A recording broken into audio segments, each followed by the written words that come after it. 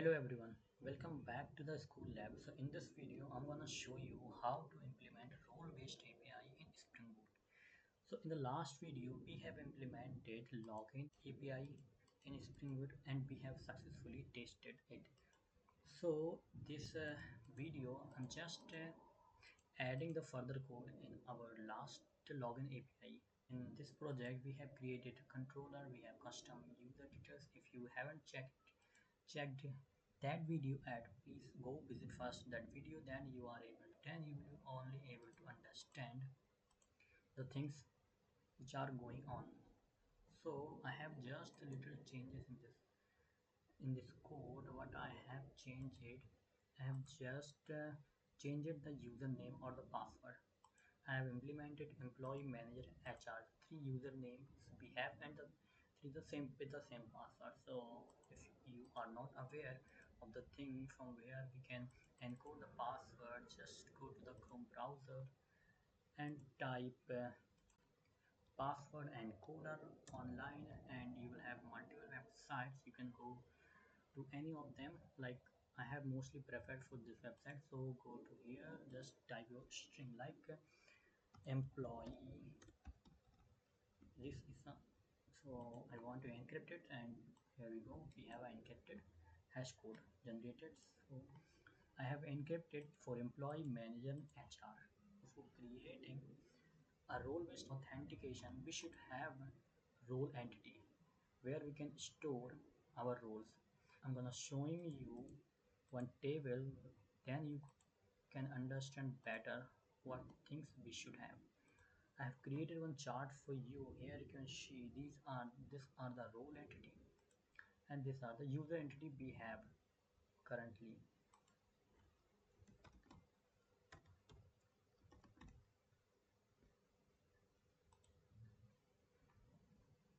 So in the role entity, we would create it and we would store in it like IDs. It will be auto generated and will also be a primary key and the role name like employee, HR, manager, which role we want to store.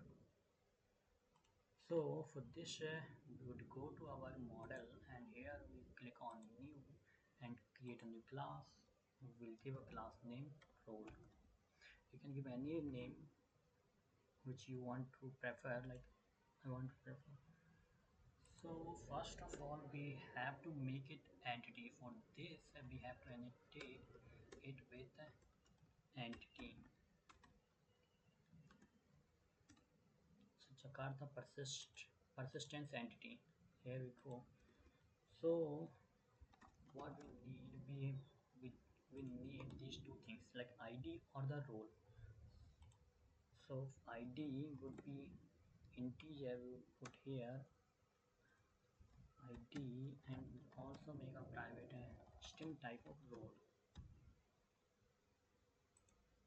So every entity contains a primary key. So there we should have also a primary key. So we would create a ID as a primary key. For this, we have annotation and Spring Boot at the ID.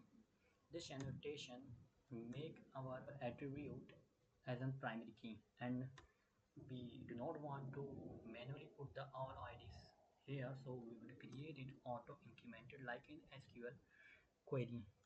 So for this, we will use a generated value. For if you are not aware of these annotation, I would suggest you to first visit the last video and there where I have explained all the things. A strategy, which strategy you want to get in, and where we would make it identity. So identity is the most preferable attribute here in this generated value. It generated what in a sequence. Like what sequence? Like 1, 2, 3. So this sequence it will automatically will create it. And here we also requirement of getter and setter for this.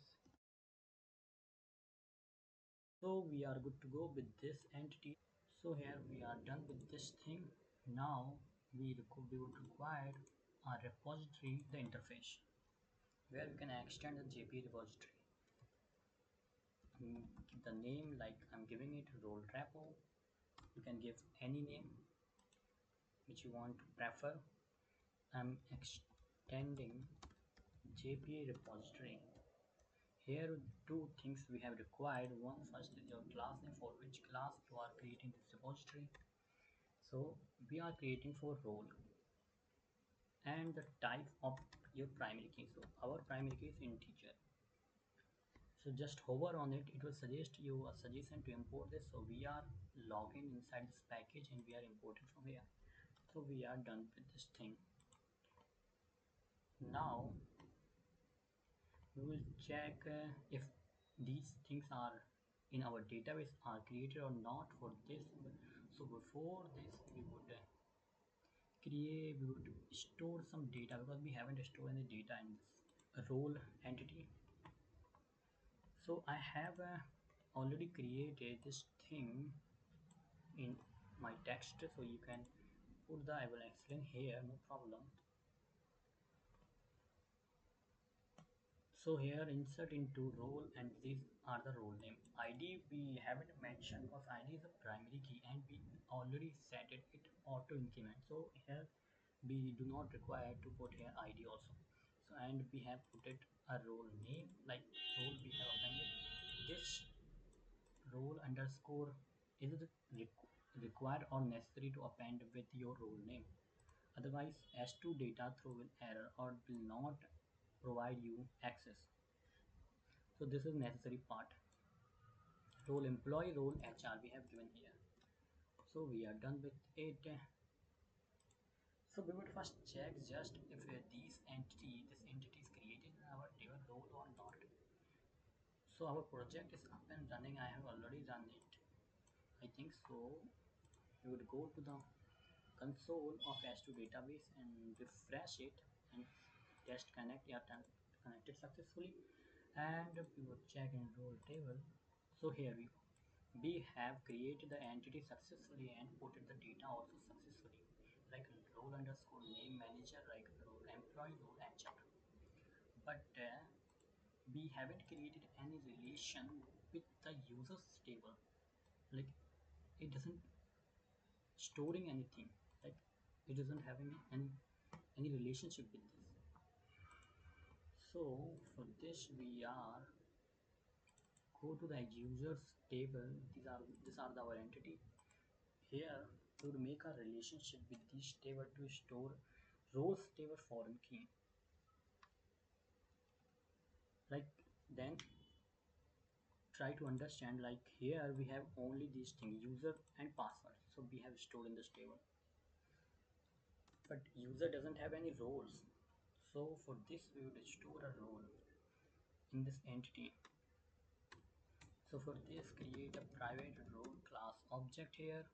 Role we are giving its name, object name, and this object would be a role type for the class. Like these are the string and these are the role type. So we are creating a many to one relationship between two tables. Like for example, these are the two tables we have. So we are creating many to one role. Like one user like employee could have a role like employee, okay, between two columns, or we can say. So here join column name. Why we are using this why at the join column. So this column will join the two columns, and we can also give the column name which the name we would like to give. Like here I like to give the only role name, and it will take a reference of a primary key of role ID. So JP, what JP will do, JP automatically create a query for it and automatically assign its primary key ID. It will find in this, here is their ID, and it will automatically assign this ID. So we are created successfully. Now let's test it if this field is also created in this entity users or not. For this, go to our database console, refresh it, connect it, and click on. And here we are click on your entity users, and here we go. So we have a role column name. Like we have mentioned there in the column name, we have also mentioned their role, but the value is not showing here. Why? Because we did not provided the values for this from our data.sql file. So we would visit our data.sql file, right click on it, open with text editor. So these are the role we have, like this role manager having role id, having id1, this is having 2, this is having 3.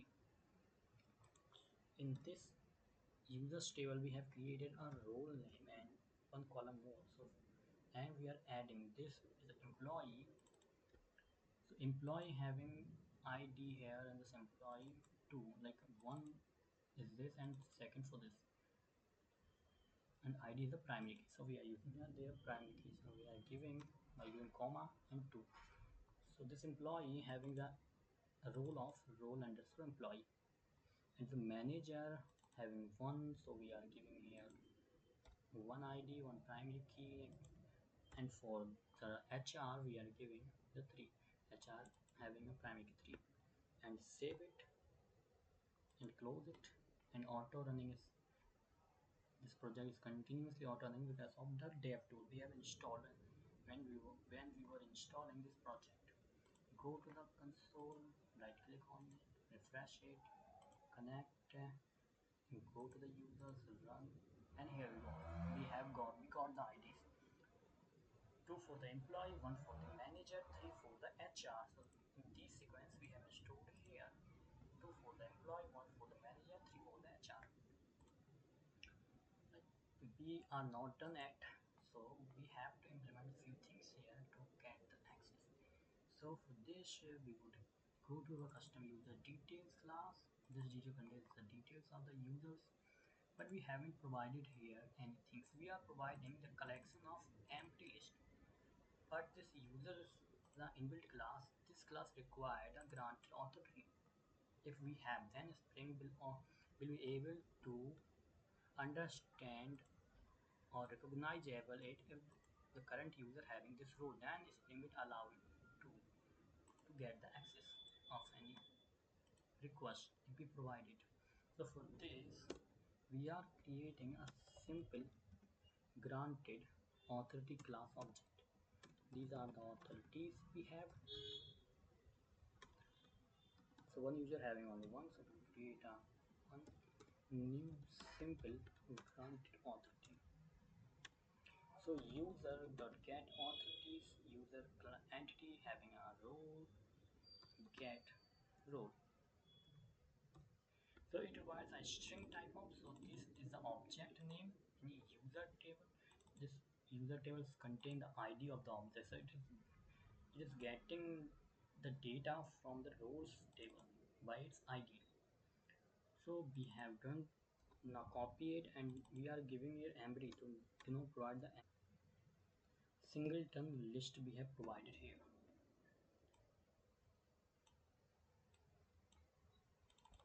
Okay, so we are done with this part.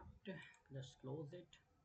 Now we have configured all the necessary things here. Go to the login controller and here we are.